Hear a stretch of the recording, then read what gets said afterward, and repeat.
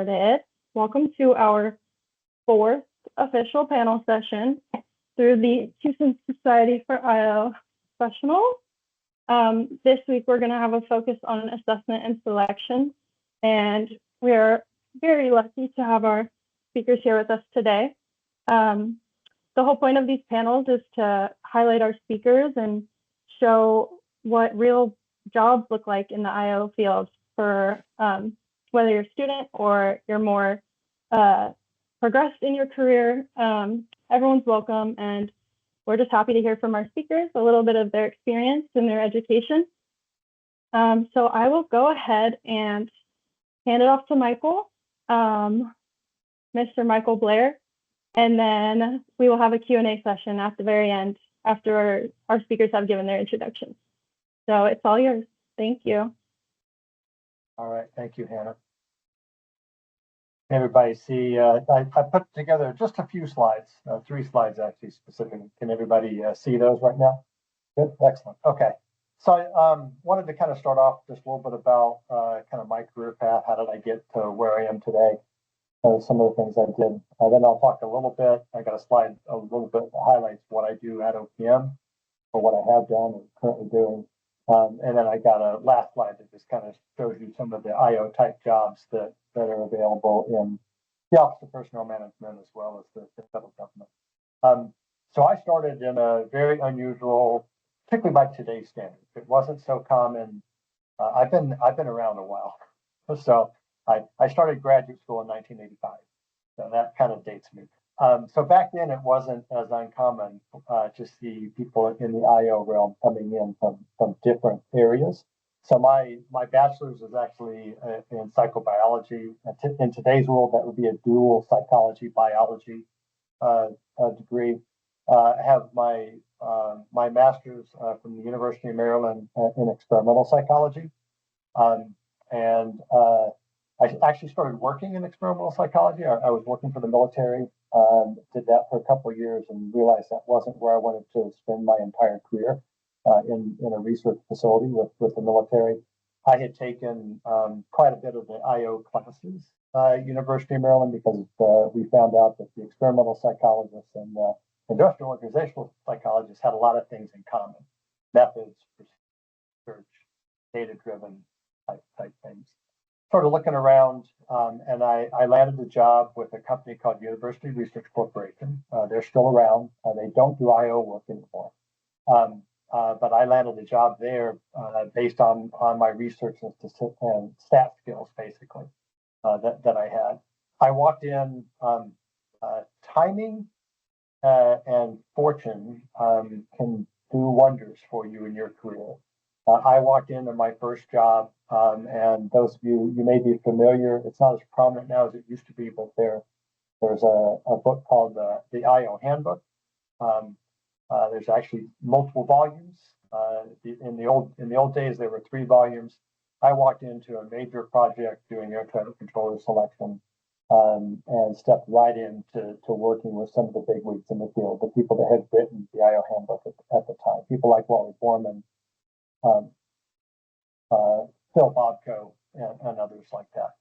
I also worked on other federal hiring studies, and from URC, I then moved into another Beltway bandit. I was in Washington, D.C. at the time. It was called Caliber Associates. Since they have been acquired by ICF International. You may be aware, particularly if you do assessment work or training development work, you may be aware of ICF International. And worked on military readiness models there while we were trying to build an assessment solution or an assessment area within Caliber.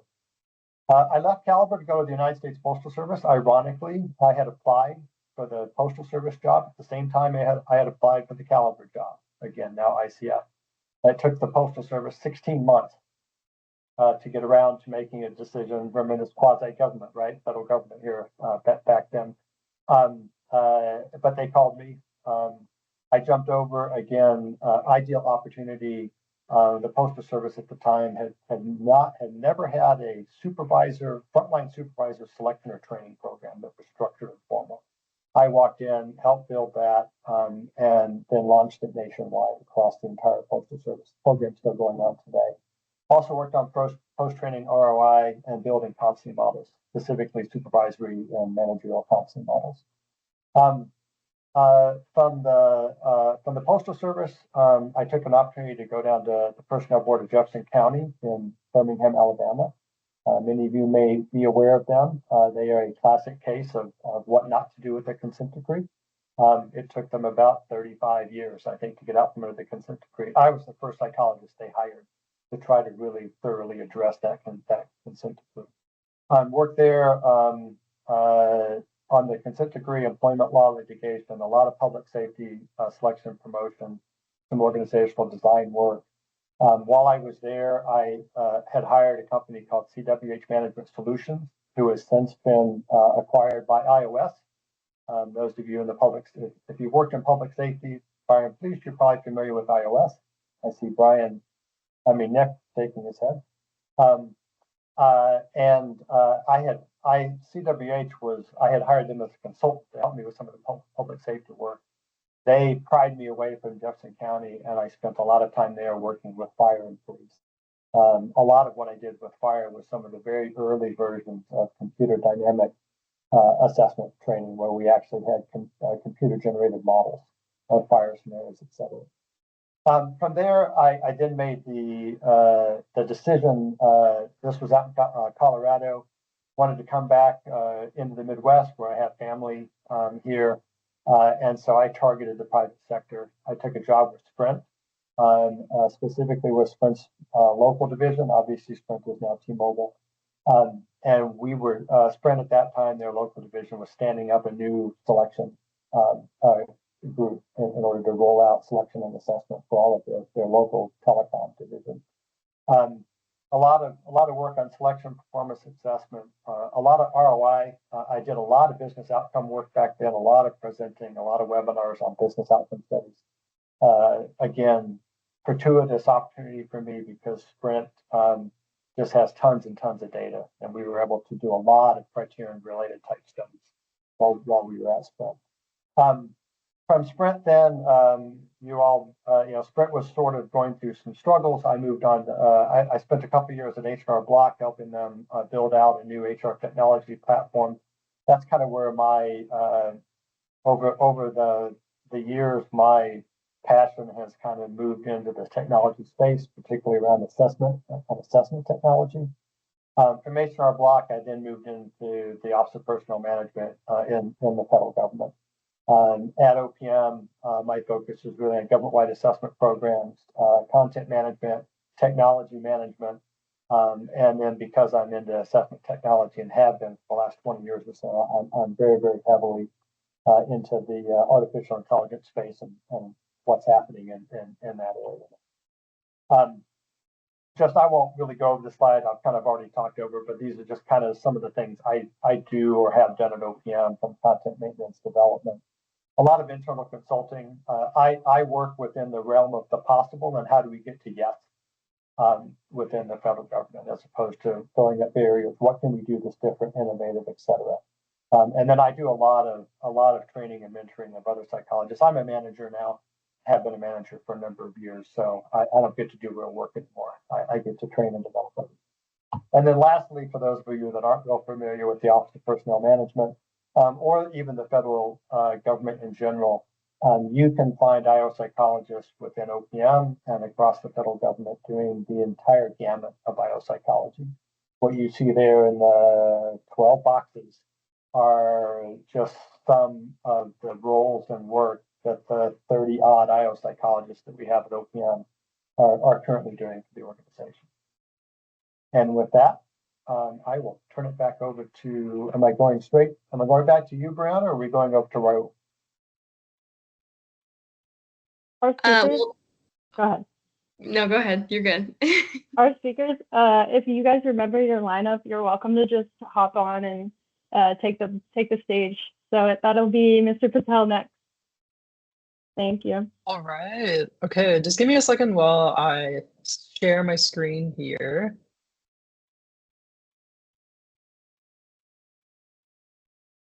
All right.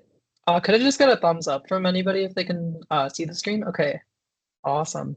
So hi everyone, and good evening for many of you here. My name is Rahul.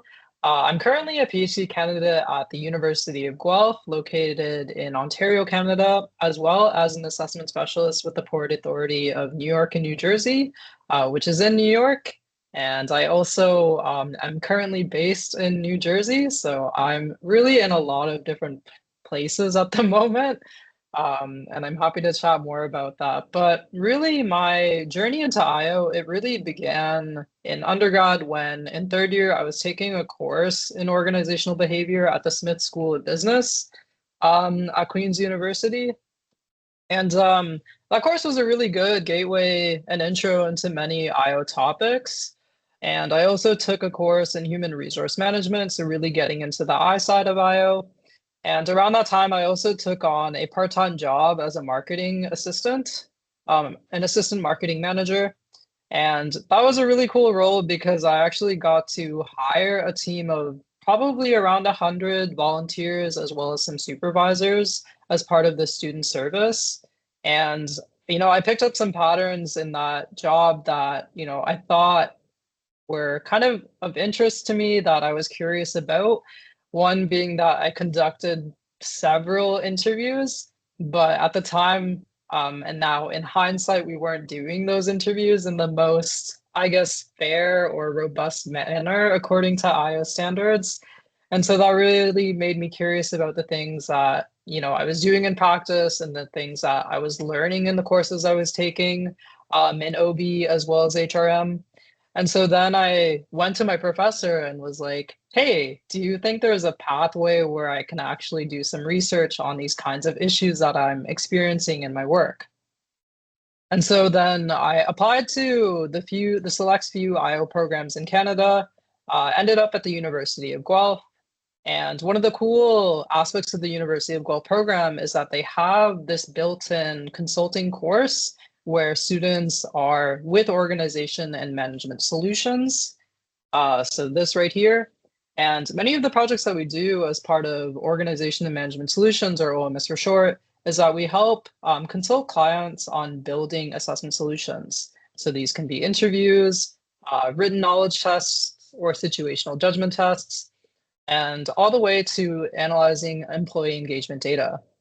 So those are some of the projects that I did there, and I was actually there for probably, I think it's been around 4 years. So I began in my master's and then went all the way up until May of 2024. Partway through my master's, I was also employed and contracted by System 3, which is an assessment-based startup. And I actually worked in the data end as a data consultant. One of the, I guess, kind of exciting projects that I ended up on was that we were generating what were called leadership assessment reports. So candidates or people would be taking their leadership assessment simulation, which is kind of like a forced choice personality assessment, and they would be given reports. And many of the kind of bottlenecks we experienced were that we were manually generating the scores that would feed into these reports. And so one of the things I did was use R to help automate the scores that fed into these reports, and that really reduced the bottlenecks there. I then, in the summer after my master's, after I defended, I then did an internship with Russell Reynolds Associates, which is an executive search and advisory firm. So I also helped develop leadership assessment reports, developmental plans, conducted some research on CEO succession programs, conducting 360-degree interview calls, as well as synthesizing insights from personality assessments. And then after my internship and having a bit of a break, once I was in around the end of the first year of my PhD, I was then looking for full-time roles both in Canada and the US, applied to like hundreds and hundreds of jobs. There were only a few jobs in the US that I was interested in. One of these jobs was this assessment specialist role with the Port Authority of New York and New Jersey. I didn't get any callbacks from jobs in Canada, but I did get a call back for this job. It seems like the interview went well, I guess. And then once I was presented with the offer, I actually had to make a decision at the time. And that was a key decision that leads me to where I am now, right? So I could have stayed in Canada and could not have accepted the offer for this job, or I could have accepted that job, realizing that I would have to move away from my hometown, and also start anew because I didn't know anybody in the US. So here I am pursuing full-time work with the Port Authority of New York and New Jersey as an assessment specialist while also doing my PhD remotely at the University of Guelph. And I'll expand a bit on my role at the Port Authority of New York and New Jersey. So if you've ever taken, say, an interview, which most of you probably have, or have completed a written test or a multiple choice exam, or have done something practical where you may be working with your hands or say certain tools, or you're on your feet, those are the kinds of assessments that I help design, develop, conduct, coordinate, and end up analyzing the data on. Because at the Port Authority of New York and New Jersey, we're really dealing with transportation infrastructure around New York and New Jersey. And this can be at the airports, at the ferries and ports, as well as the trains and buses. And so many of the roles I help assess are folks who work in operations and maintenance roles.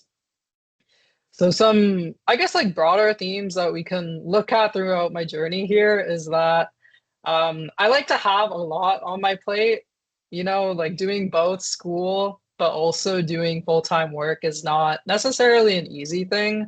But I think from one perspective, I get to have my feet in both research and practice, and I think that is a motivator and helps me stay grounded and motivated in what I do. Another key theme is that many of these experiences were really contract roles or internship-based roles. So I got to have my hands and feet in a lot of different areas per se by having done this. Um, I think, yeah, I think that's pretty much it on my end. Yeah, thank you.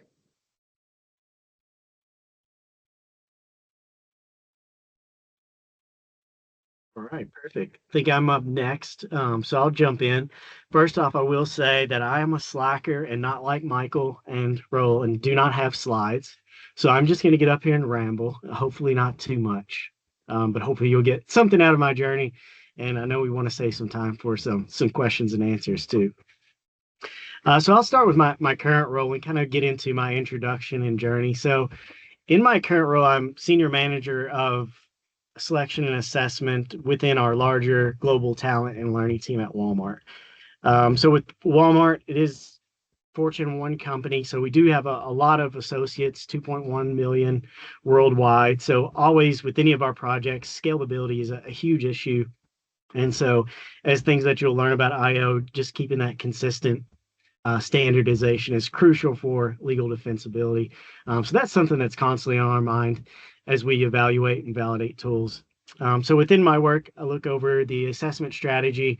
Our team does really anything below the director level. So that's at corporate, but where our biggest volume is that we support the assessment world is I look after all the assessment strategy and work around the Walmart US stores, Sam's Clubs, our health and wellness area, and also supply chain and distribution center. So within each one of those that we look at, we probably do roughly about 11 million assessments a year. So on average, probably close this year, about 1 million assessments a year, which is, I like anywhere that I worked, even external consulting, the biggest client that I had there, we were probably doing, I don't know, maybe 400,000 assessments. So it's just like stupid crazy on another level that I've never seen before. But it's so cool because it's a lot of data. It's a way to make a huge impact in the way that we hire across that. So within that work, I'm actually, when I started about a little over a year and a half ago as part of the assessment team, a lot of the work was focused on that. But honestly, because the I-O background, it's providing an opportunity where Walmart does value the I-O skill set very much. So like our chief talent officer, Lo, like she's an I-O. Like I could easily name off a dozen I-Os that I've worked with, from our chief talent officer, my director, his boss, the chief talent officer.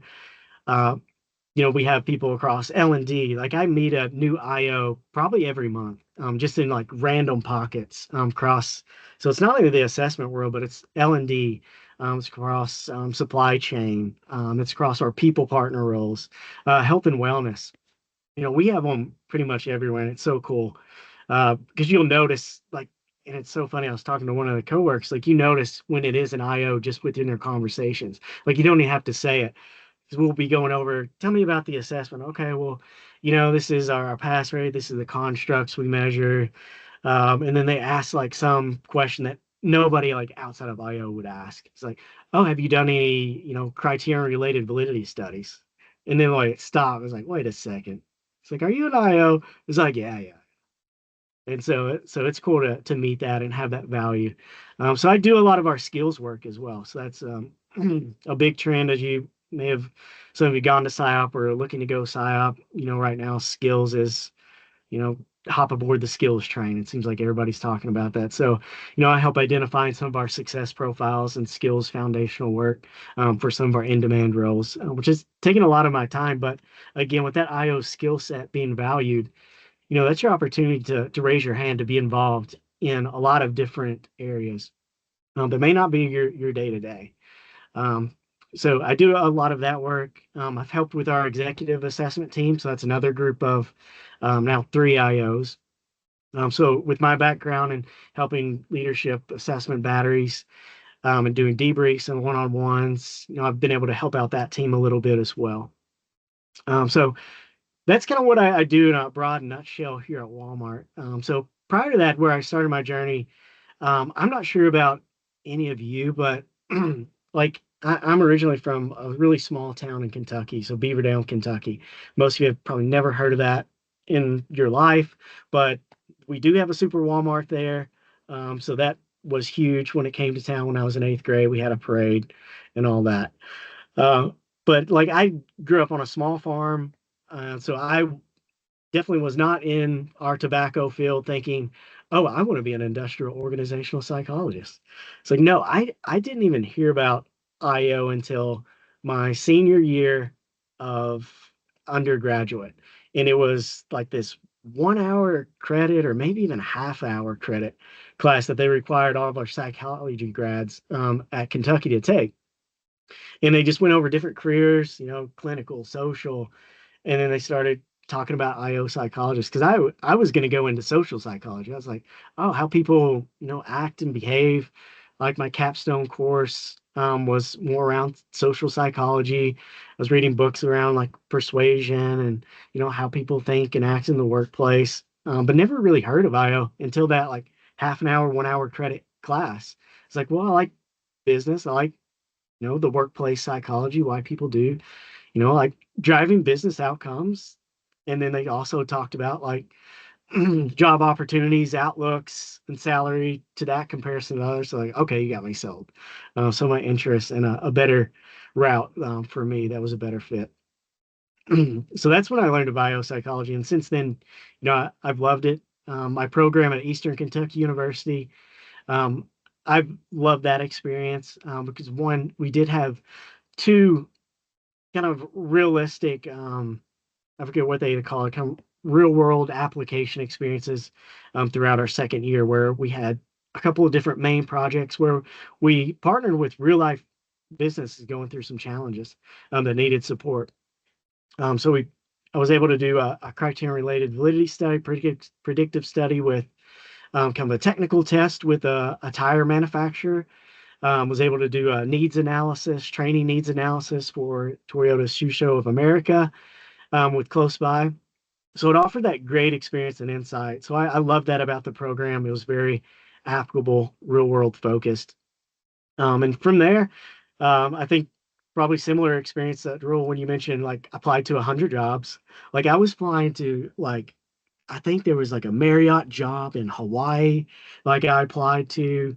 My struggle then was, and I'm glad, Michael, you shared a lot of those titles and jobs and descriptions because I just didn't know what to look for.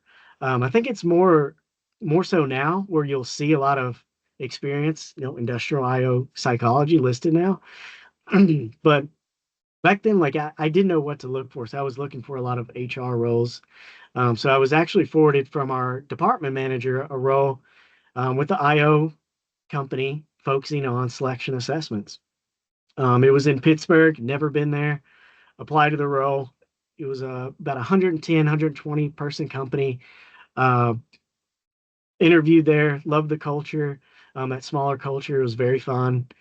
Uh, Joined there, started in external consulting. So within there, probably spent close to 10 years there, working on assessments for selection and development across all industries, from healthcare, where I spent a lot of time, technology, manufacturing, transportation. Uh, so got a lot of wide experience. Probably spent most of the assessment work for assessments on the selection side. So it was about 75% assessment from entry level all the way up to executive assessment batteries. So that was really fun to get that exposure across industries and roles. Did a lot of job analysis work. I loved going on site, doing job observations. It's so cool. It's like, those shows like How It's Made, get the behind the scenes, really learn, ask questions. So it's just curious questions like, why is this person doing this? Tell me more about success in this role. So it's really cool. I love job analysis and focus groups. So leading off that, got to do a lot of competency modeling as well. And then slowly started shifting to more development work, team effectiveness, one-on-one coaching based on data, 360s. So was able to get a lot of great experience there. And then from there, I did enjoy our healthcare work quite a bit. So I did a lot of work with healthcare. And while I was leading our healthcare practice, it was one of those situations where I've done the most, I have the most interest. Do you want to lead our healthcare solutions? So it's another one of those kind of pivotal times where you kind of raise your hand and lean into where you see the business going, where you could fill a void, and where your interests lie. And so actually, while I was doing that, I also went back and got a second graduate degree in healthcare administration. And so moving from that, it was a smaller company. We're going through acquisitions, so the culture was changing, the structure was changing. So for me, I was looking for that career growth that I wasn't finding. So I did my next job, went into healthcare. So I went into a large healthcare organization in North Carolina, Novant Health. So I was going to do a lot of different project management work, kind of OD work, along with some assessment work. That's what I was hired for. So a month into that role, my manager was like, "Hey, I'm leaving. Um, that's not what you're going to be doing now." So I had to shift quite a bit. Um, Ended up kind of leading an onboarding team. Also stood up a HR service center from the ground up, which is a very cool experience. Loved it. Learned a lot of different parts of the business from comp, labor relations, building and implementing a lot of things and building a team from scratch. But I was at the point where I was telling the leaders, like, this is what I'm hired for. Like, I don't enjoy coming to work every day.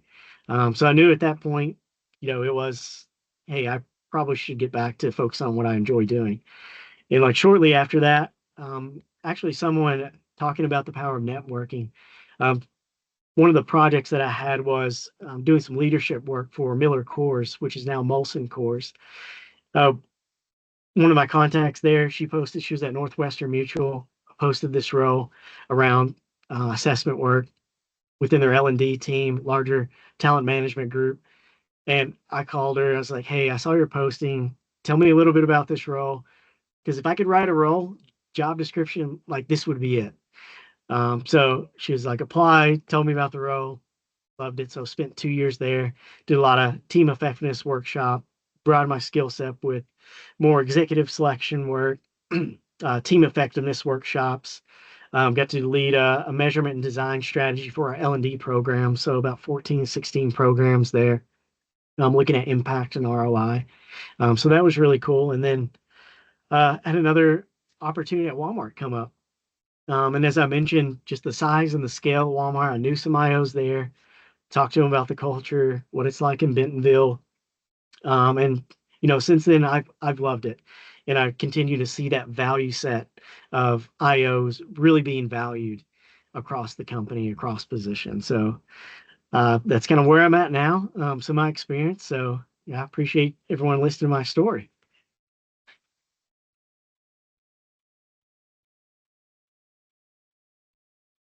All right, I think that just leaves me. I got to ask real quick, Jason, is one of the IOs that you know Dr. Katie Gunther by any chance? Oh yeah, she sits right beside me, Nick. All right. She's a Well, new hire. Yeah, the new hire. I was on going our to say, team. she just She came to sits you right all behind. from the Space Force, where I used to have her as a customer, and she is missed. So Oh, you'll have to let her know.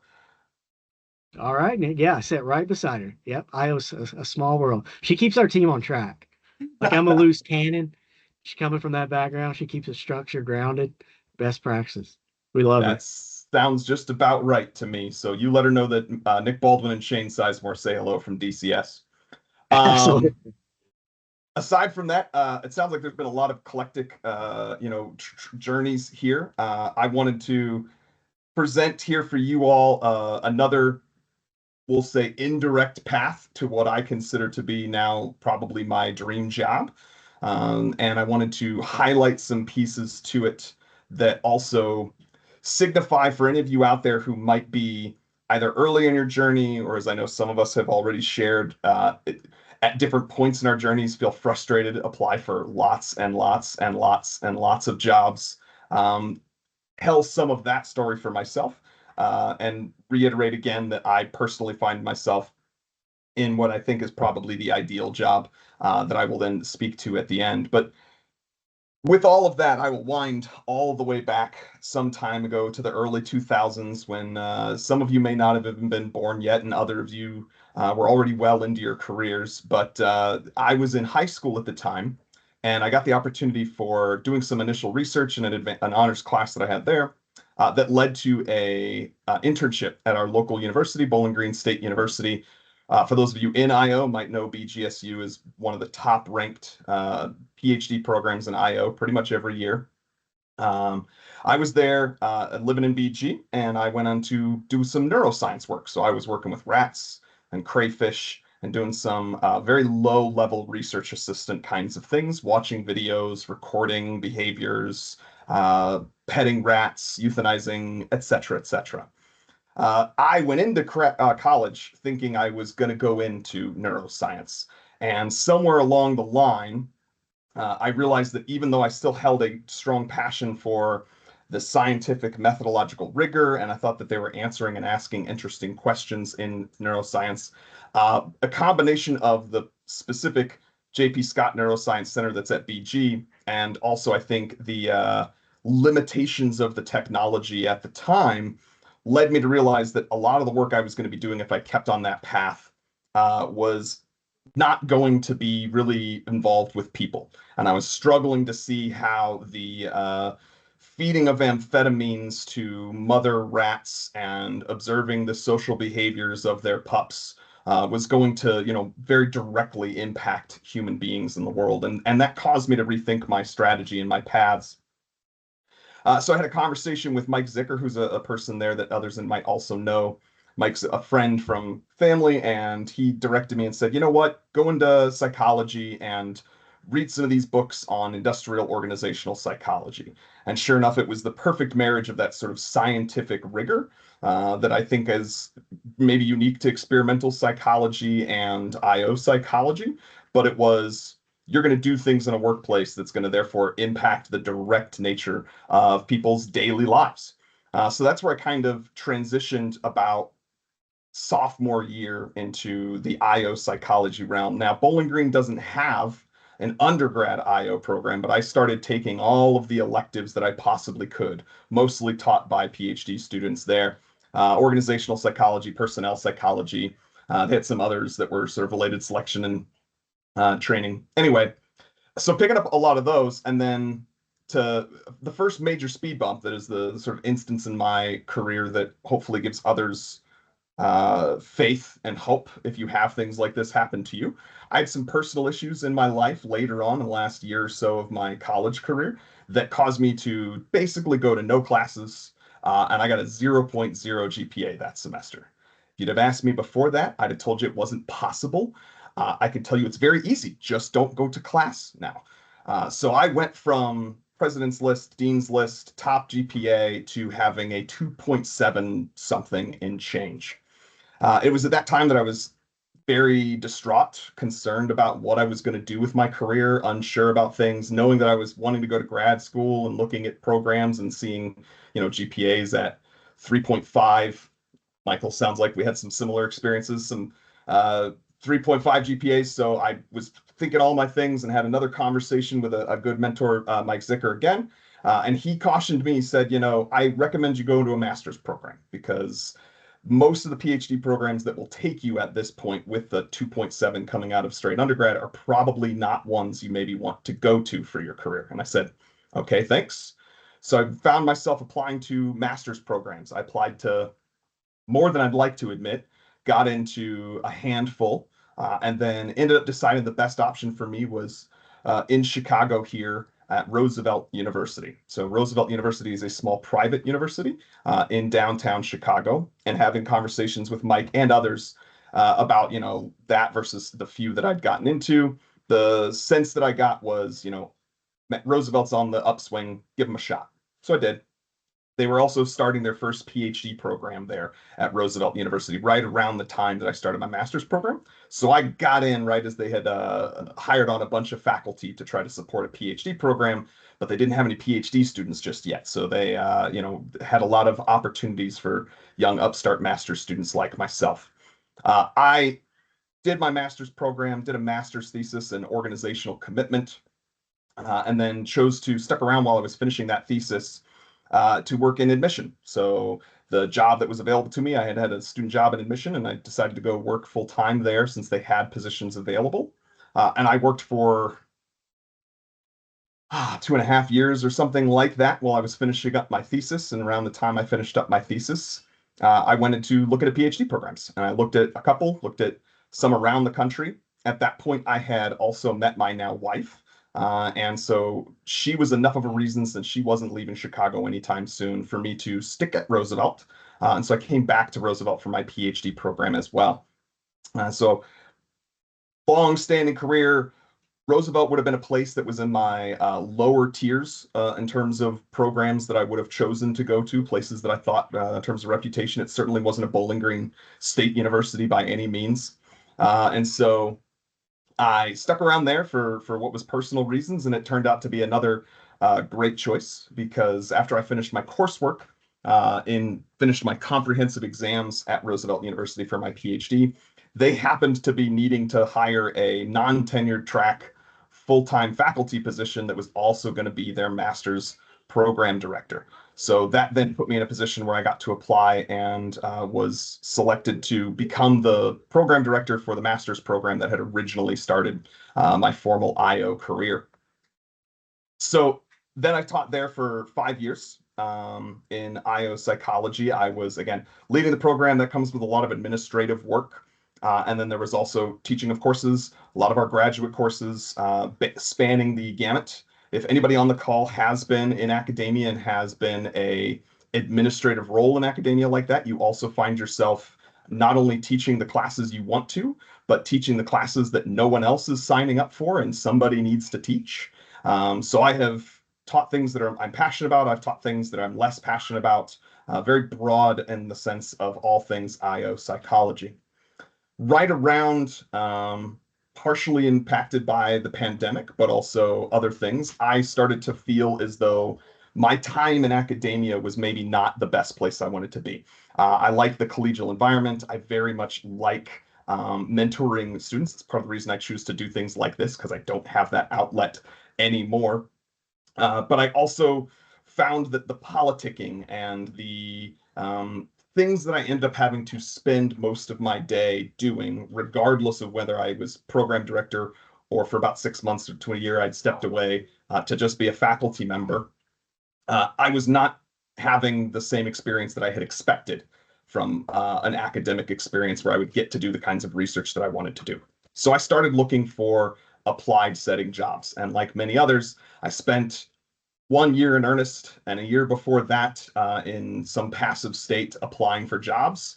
I tracked them. I think it was Mr. Patel who said that he applied to hundreds of jobs. I was at 226 before I stopped applying for jobs because I was that obsessive person who had a spreadsheet, want to make sure I wasn't applying to the same jobs that got posted twice on LinkedIn and yada yada yada.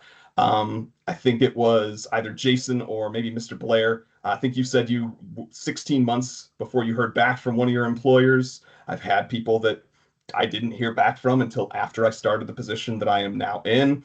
And that's a common experience. And I can tell you it was very defeating. So if you're in that boat, persist, don't give up hope, because on the tail end, you may end up finding better opportunities. The job that I now have working for DCS Corporation, and I just had a panel actually at PsyOp where I got some other government contractors, one of whom was from DCS with me, to talk about this. I think it is the perfect marriage of what people sell you on when it comes to the idea of scientist practitioner. We are very much using applied and practical settings. The research that we conduct is applied research, which also means it is less frequently targeted by some of the recent changes in government priorities for funding, focusing further and further away from more basic research elements. See some others of experiencing similar things. And so what I now have is a job that is very much applied, very much towards direct jobs that will be impacted, and is still, though, a very research heavy. There is not often the case where I have to kind of cut the corners that I used to tell my students to become comfortable cutting. When I used to teach research methods, I would say, I'm going to teach you the right way to do these things. And then I need you to know that when you get to the workplace, you'll get to do about 60% of it. You just have to know very clearly what you've given up for the 40% you gave up. And that has not been my experience largely at DCS, because we're encouraged to do that more scientifically rigorous work. And part of that's because of how it gets seen, and part of it's how it's funded. So I'll go through a lot of the projects that our team works on, and then kind of bullet point with the end with where I'm at right now and the ones that I lead. Our team is working on a lot of things running the gamut of training, not so much organizational development work currently, but also training and development, selection and preparing for selection tools, and a lot of validation and creation of selection measures. So one of our biggest projects that has a lot of our team working on it is working for the Air Force and their officer exams that you have to take in order to, get into becoming an officer, whichever path you take. So our team has been working for years now, continually studying and taking the data that they've been collecting for the last 10 years or so to validate what is there, helping them make recommendations and suggestions about certain experimental or existing operational tests that are not actually providing the kinds of incremental validity that they might want, and then helping them to decide. Right now, they're looking to kind of move into the 21st century, so to speak, and have some computer adaptive tests for things, and some more up-to-date psychometricity tests. So they're still working when it comes to the psychomotor aspects of people that are working for pilots. They are still working on computers that are from when I was in high school doing those neuroscience things, and they're not really that capable. So they're looking to upgrade those as well. Then I also we work for some jobs for the Space Force right now. I work on some jobs having to do with their framework for where they want Guardians to go, and giving them a developmental framework for them planning out their career, both within a more mobile and agile Space Force, and then thinking beyond that as well. What are the resources that they can get themselves in touch with?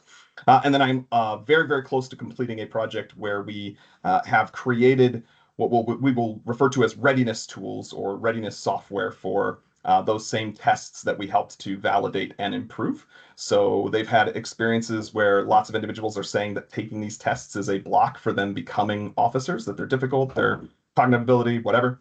So we essentially, created materials that individuals can witness, go through LMS system, have that kind of engaging content like you might see for your online courses. That gets them to learn about the basics, learn about the tests themselves so that they're familiar, and learn of things like math knowledge or some of the basic skills that are necessary that they can develop to do better on those tests, so that we're hitting people at the top of their practice curve rather than at the bottom.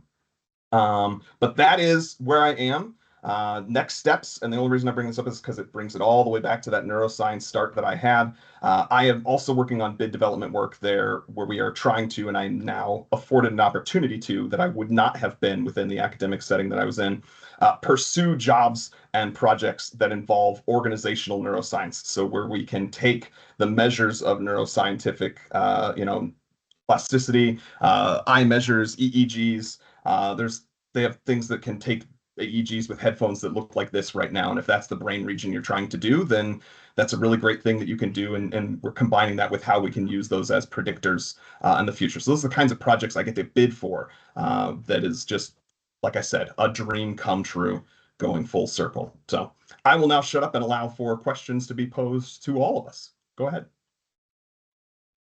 All right. So yeah, thank you all so much for all of your introductions. Those were so good. And I love how different everyone's experiences are, even though like obviously we have one topic, or I guess two, assessment and selection. But yeah, those are really in depth. And now we'll just open it up for questions. So if you have a question, just feel free to unmute your mic and ask away.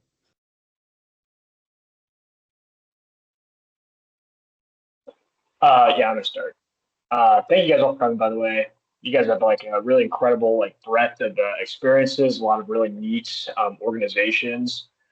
Kind of going off what Brianna said, like this was, the panel was about assessments, but I feel like all of you touched on like many different like I/O skills that you use, from assessments, stuff on the I side, like the individual stuff, to even broader stuff, organizational development, like leadership.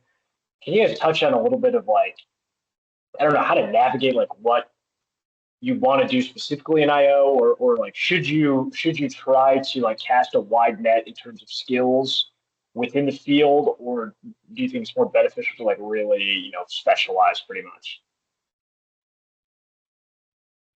I've always said, so I'll jump in first. I've always said, find out what you like to do. Find somebody that will pay you to do it, and then evolve and continue to adapt in terms of what you like to do and what people will pay you to do. Easier said than done. But what that really means is find out what you really like, what you're really passionate about, because this space is so big. And there are organizations and individuals out there that want that. They want it, they need it, and you can make a career in it. To your point, I think all of us did talk about kind of how we've touched other areas, and I think it's important to have that breadth, because when you're working within, particularly if you're in a larger organization, you'll never know where that may lead. I may be in a conversation with an agency who thinks that their issue is a hiring issue. We're having conversations, and it becomes pretty obvious to me just that what they're really having is an issue around their workforce development or their workforce organization. And that then allows me, by having enough of that knowledge, I can now reach out to my colleague across the hall and say, hey, here's what they really need before they need me. They need somebody to come in and do some workforce design with them. And then we can work into the assessment. Hope that helps.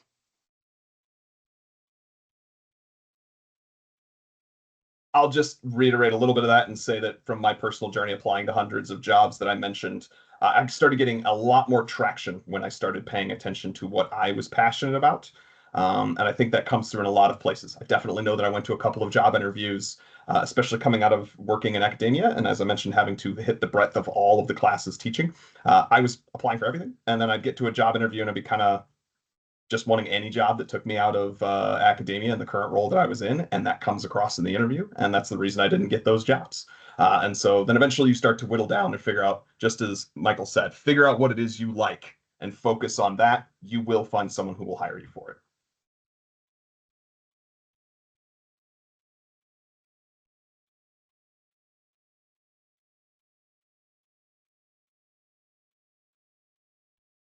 I have a question that kind of gears toward, it sounds like from your experience, toward both Michael and Nick.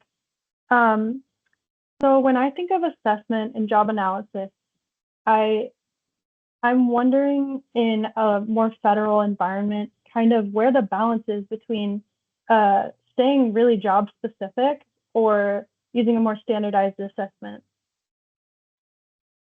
Because it seems like a challenge in the world of assessment, for sure. Yeah.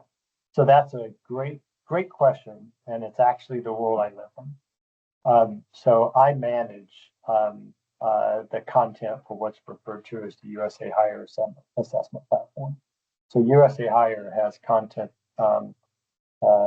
multiple assessments that compose batteries that we have for 135 different occupational series. And within each of those series, there's anywhere from 5 to 9 grades. So we're talking about 800 different assessment batteries that we're managing. Talking to Jason and the types of the volume, federal government, we do a lot of volume as well. So what those assessments focus on what we think of as general competencies or general skills. And they do cut across. So the way we actually make that workable and for applicants and agencies is results are shared. So Nick may come in and take the I-O psychology test for the Army.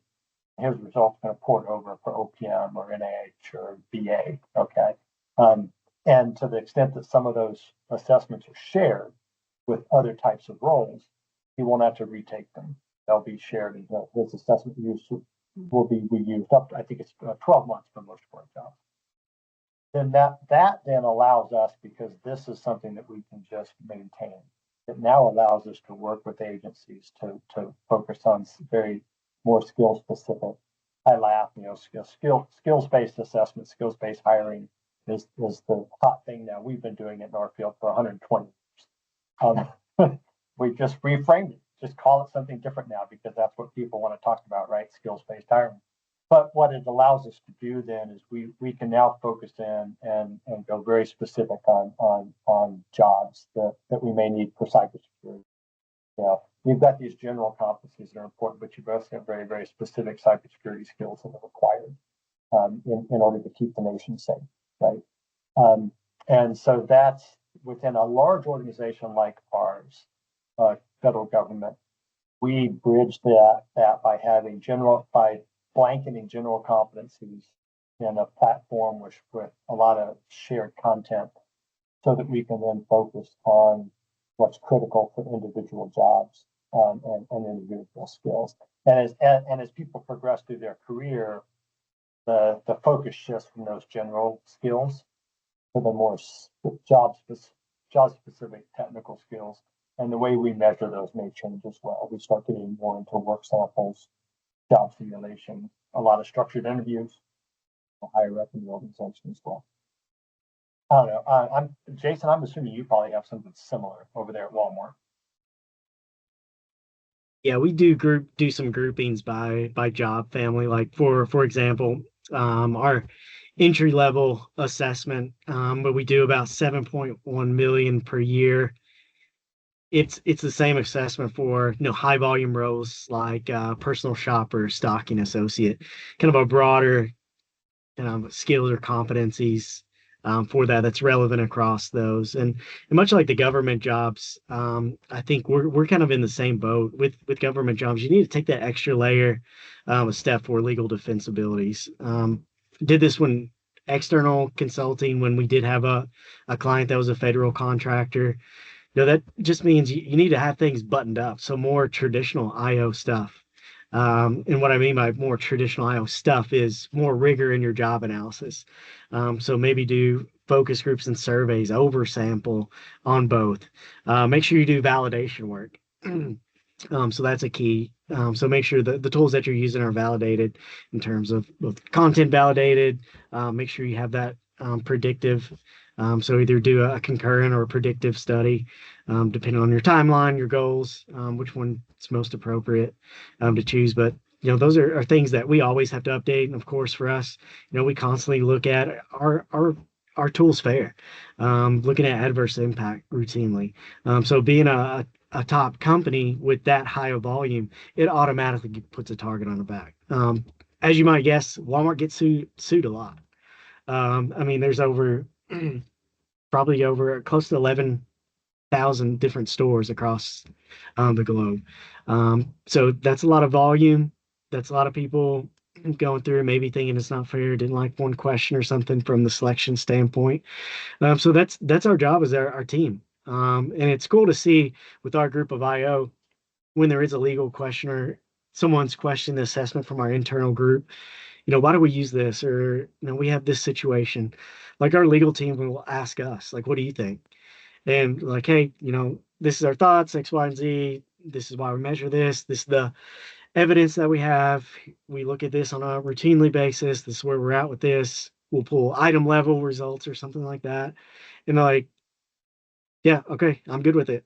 So they really lean on us. So it's cool to build up, that expertise and be thought of from your legal like that. So we're very much in the same boat as a lot of federal groups do.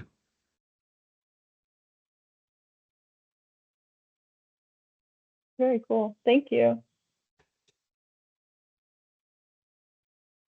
Does anyone else have any questions?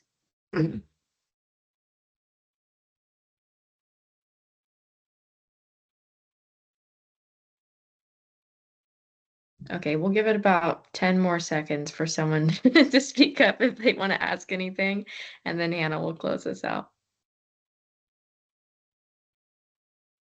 When I used to teach, I told my students I know that I've learned I have to give what feels like an awkward length of pause to me in order to know that there's enough time for people to process and come up with whether they have a question or not. 18 seconds. That's research.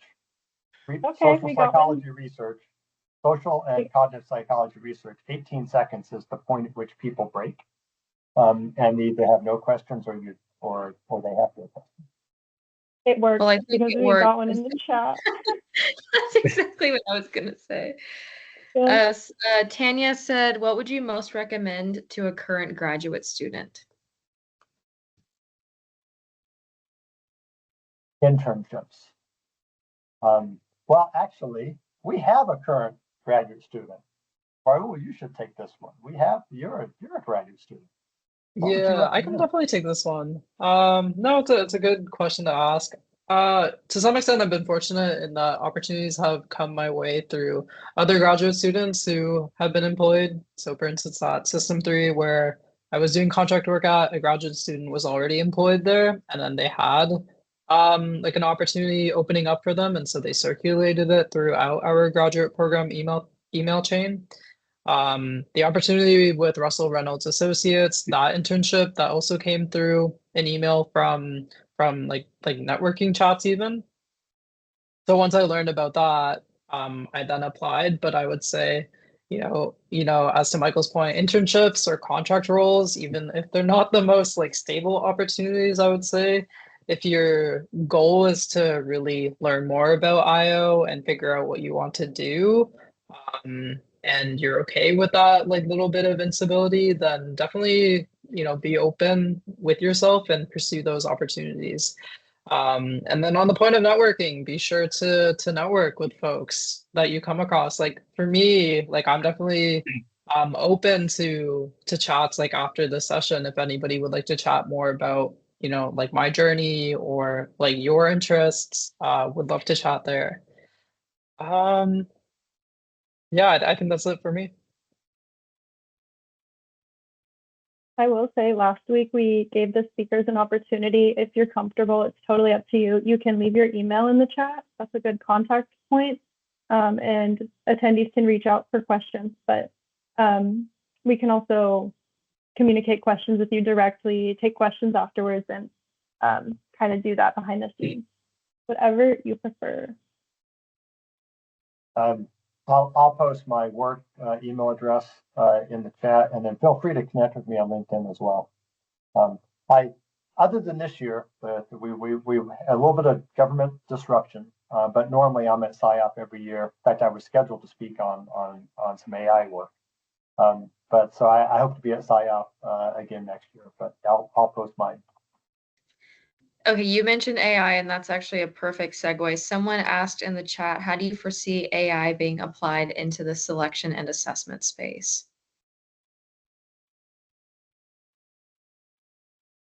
It's already here. It's already happening.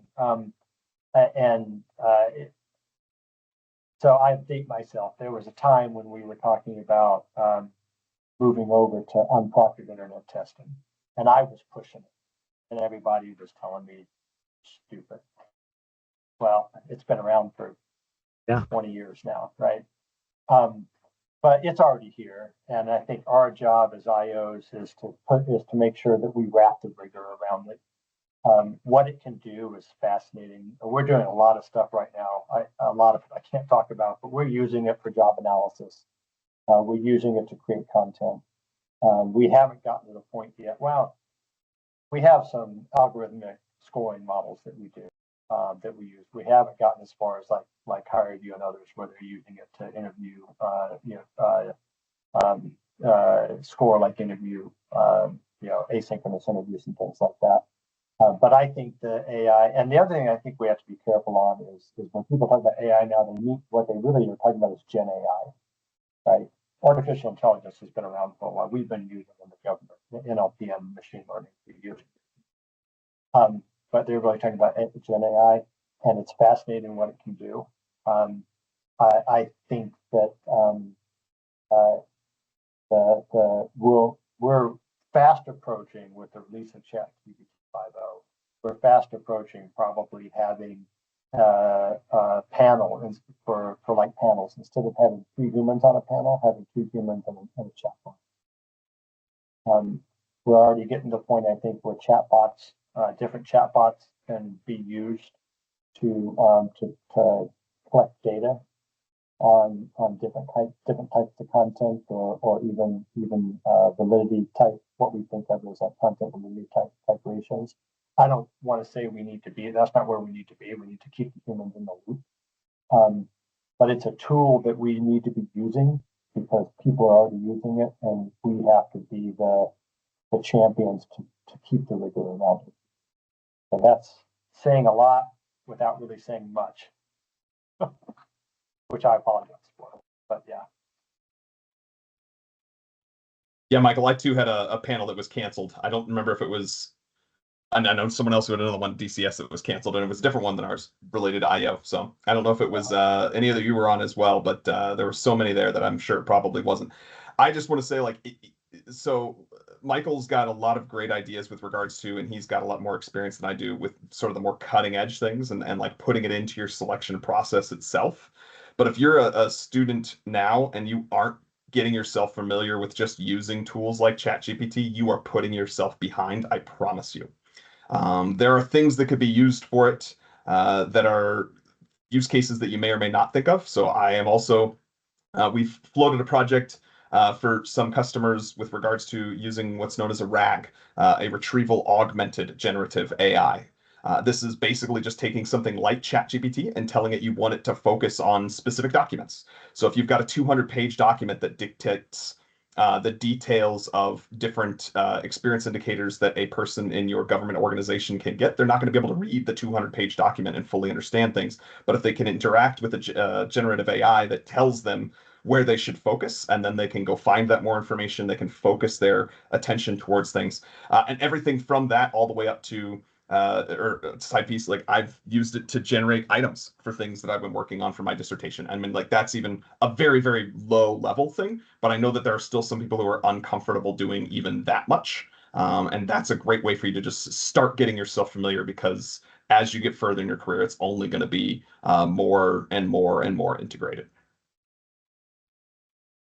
Yeah, and I agree. Kind of from our standpoint for Walmart, we are a little bit more conservative on implementing AI and scoring, but we are a very, I would say, an AI first company in terms of leadership at the highest levels across the C-suite. You know, if you have a task or your everyday job, think about those tasks. Try AI with it, whatever you're doing. So a few things that the selection team has done.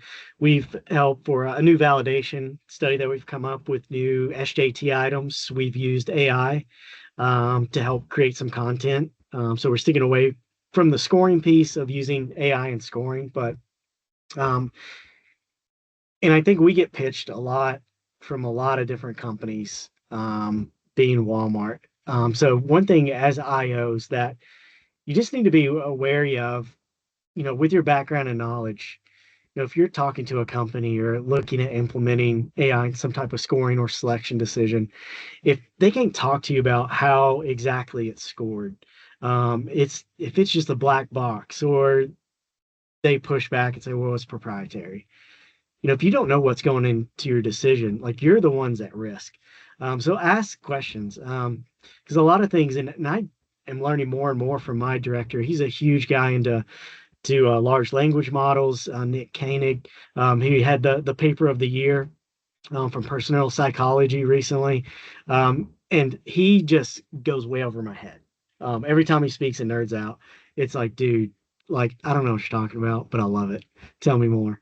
But things, just understanding how those different models work, between like deterministic and non-deterministic. So is it going to feed you the same thing for a lot of selection work and decisions? Like, we want it to be consistent and have that standardization. So be wary of that. So we do use it for interview guide creation, as well. We're able to build out some different designs focused on job description, job title, um, even level, to build out interview questions that tap into specific constructs, but also build out specific anchor rating scales based on that level and job description. But of course, a lot of that went with understanding how it's built and scored, so you can put those guardrails in place. Other things that we are using it for, like skills inferencing. I know Michael talked about job analysis work along similar lines of that, creating definitions for skills, at Mass. So it helps out with a lot of our scaling issues, quite honestly. So creating new content, scaling, and just making things more efficient. So we just also recently wrote out some options for us to create some agents, at a broader scale as well. So introducing some of that coding, and being at Walmart, because we do have a lot of tech behind us, tech power. We do have our own in-house things where it's a little bit more safer, for us to put in things. So we have a lot of those guardrails to play a little bit more with sensitive things. So as Nick said, if you're not into it right now, take a look, play around with it. Like, it could be anything, just using it for personal stuff. Hey, I'm planning a vacation to, Bentonville, Arkansas. I like these types of things. Build me a schedule. I'm looking for this type of budget. The more you feed it, the more parameters. Just play around with it. That would be my suggestion. It doesn't have to be work related necessarily. The more you can learn how it feeds, intakes information, generates ideas, the more comfortable you'll be with it, like anything.